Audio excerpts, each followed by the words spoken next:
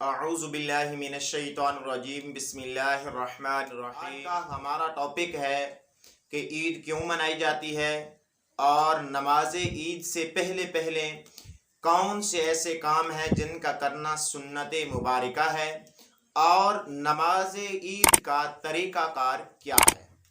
سب سے پہلے ہم دیکھتے ہیں کہ نماز عید کیوں پڑھی جاتی ہے۔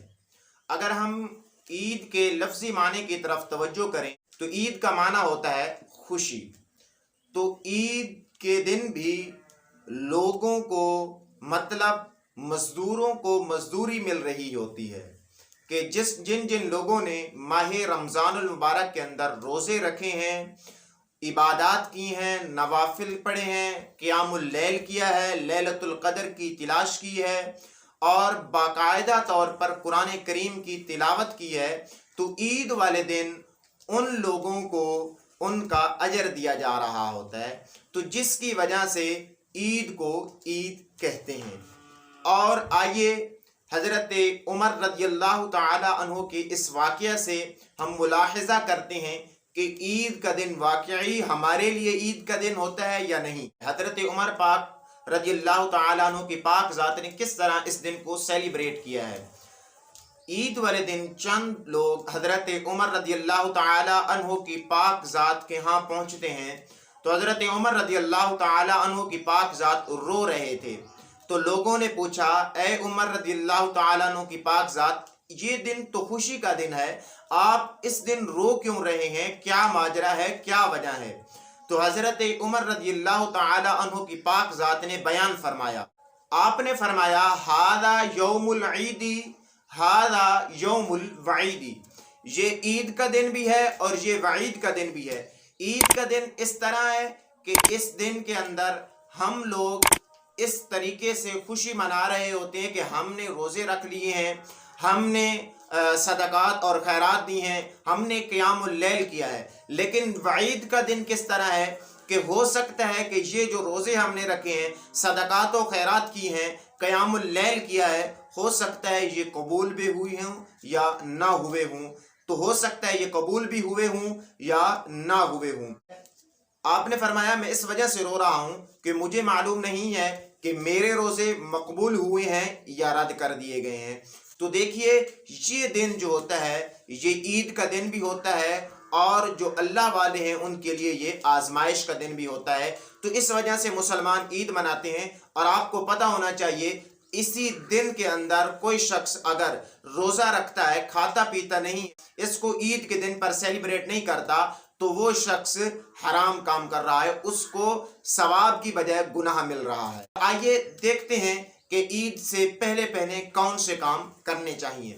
عید سے پہلے پہلے ہم کو اچھے کپڑے پہننے چاہیے، غسل کرنا چاہیے، خوشبو لگانی چاہیے، اور عید سے پہلے پہلے نماز عید سے پہلے پہلے ہمیں ایک کام کرنا چاہیے۔ جو ہم نماز عید الفطر ادا کریں گے اس سے پہلے ہمیں یہ کام کرنا چاہیے کہ عید پڑھنے سے پہلے پہلے، عید گاہ کی طرف جانے سے پہلے پہلے ہمیں کچھ نہ کچھ کھانا کھا لینا ضروری ہے۔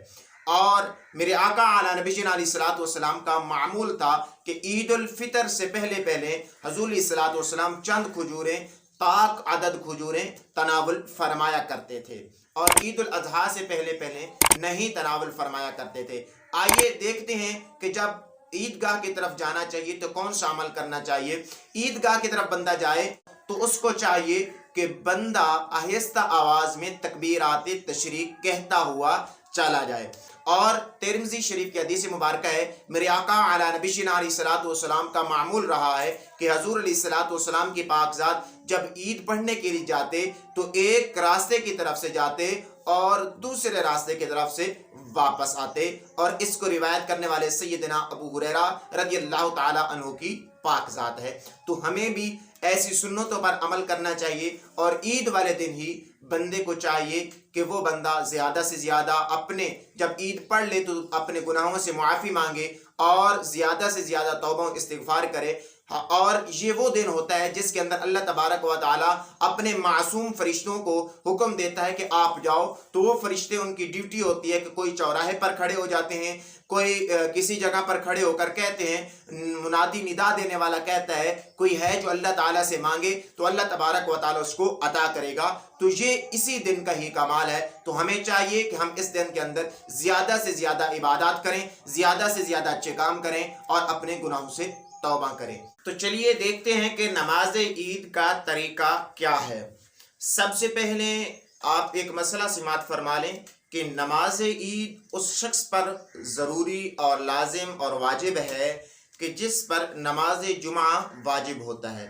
تو نماز عید کا طریقہ یہ ہے کہ سب سے پہلے بندے کو نیت کرنی چاہیے، اور آپ کو معلوم ہونا چاہیے کہ نیت دل کے پختہ ارادے کو کہتے ہیں، نہ کہ بندہ جو زبان سے ورڈ کو استعمال کر رہا ہوتا ہے، ورڈ کو یوز کر رہا ہوتا ہے، یہ جو ہے کہنا افضل ہے، مستحب عمل ہے۔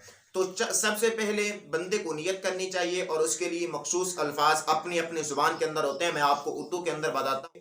نیت کرتا ہوں میں نماز عید الفطر 7 + 6 تکبیروں کے، منہ میرا قبلہ شریف کے، بندگی اللہ تعالیٰ کی، اور کہنا ہے پیچھے اس امام کے، اگر آپ امام ہیں تو امام کی نیت کرنی ہے، اگر آپ امام نہیں ہیں مقتدی ہیں تو آپ کو کہنا چاہیے پیچھے اس امام کے اللہ اکبر۔ جیسے ہی آپ اللہ اکبر کہہ لیں گے اس کے بعد آپ نے ثنا پڑھنا ہے۔ ثنا پڑھنے کے بعد آپ نے امام صاحب کی اقتداء میں پڑھ رہے ہیں تو آپ نے 3 تکبیریں کہنی ہیں۔ امام صاحب جس طریقے سے ایک تکبیر کہے گا تو آپ نے بھی ایک تکبیر کہنی ہے، اور ہاتھوں کو کانوں تک لیتے ہوئے آپ نے کہنا اللہ اکبر، اور اس کے بعد آپ نے چھوڑ دینا ہے۔ اور اس طرح آپ نے دوسری تکبیر کہنی ہے، ہاتھوں کو کانوں تک اٹھانا ہے اور اس کے بعد ہاتھ چھوڑ دینے ہیں۔ اس طرح تیسری تکبیر ہوگی، اس کے لیے بھی آپ نے ہاتھوں کو کانوں تک لے کر آنا ہے، اس کے بعد آپ نے ہاتھ باندھ لینے ہیں۔ امام صاحب قرات کرے گا اور اس کے بعد یعنی کہ الحمد شریف پڑھے گا، اس کے بعد سورت کوئی ملائے گا، اس کے بعد رکوع کرے گا، رکوع کے بعد سجود کرے گا، 1 رکعت کمپلیٹ ہو جائے گی۔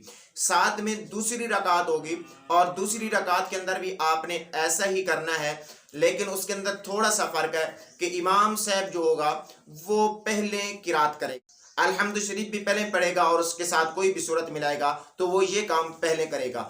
اس کے بعد آپ نے 3 تکبیریں کہنی ہیں امام کی اقتداء میں۔ وہ کس طریقے سے؟ وہ بھی اسی طریقے سے ہوگا کہ آپ نے اللہ اکبر کہنا ہے اور ہاتھوں کو اٹھانا ہے کانوں تک، اس کے بعد اپنے ہاتھوں کو چھوڑ دینا ہے۔ دوسری تکبیر بھی اس طریقے سے کہنی ہے کہ اپنے ہاتھوں کو کانوں تک لے کر آنا ہے اور ہاتھ چھوڑ دینے ہیں۔ تیسری تکبیر بھی آپ نے اس طرح کہنی ہے کہ ہاتھوں کو کانوں تک اٹھانا ہے اور اس کے بعد ہاتھ چھوڑ دینے ہیں۔ اور آخری جو تکبیر ہوگی، یہ 3 تکبیریں ہو گئیں، اور 3 ہم نے پہلے پڑھی اور 3 یہ، تو یہ 6 تکبیریں زائد ہو گئیں۔ اب آخری تکبیر جو ہے وہ رکوع کے لیے کہنی ہے، اور اس کے لیے آپ نے ہاتھ نہیں اٹھانے۔ تو آپ نے رکوع کے لیے تکبیر کہنی ہے، اس کے بعد آپ نے رکوع کرنا ہے، سجود ہوگا، اور اس کے بعد قعدہ اخیرہ ہوگا، اور اس کے بعد امام خطبہ دے گا، آپ نے خطبہ سننا ہے۔ یہ آپ اس طریقے سے عید پڑھیے گا۔ اور عید کے جو بقیہ مسائل ہیں کہ اگر کوئی شخص بھول جاتا ہے، اور کوئی شخص مثال کے طور پہ عید کے اندر غلطی کر لیتا ہے، تو اس کے لیے میں ایک ایکسٹرا ویڈیو بناؤں گا۔ تو اگر آپ کو یہ میرا مسئلہ سمجھ آیا ہے تو اس کو آگے شیئر کیجئے گا تاکہ دوسرے لوگوں کو بھی فائدہ ہو۔ دعاؤں میں یاد رکھیے گا۔ السلام علیکم ورحمۃ اللہ۔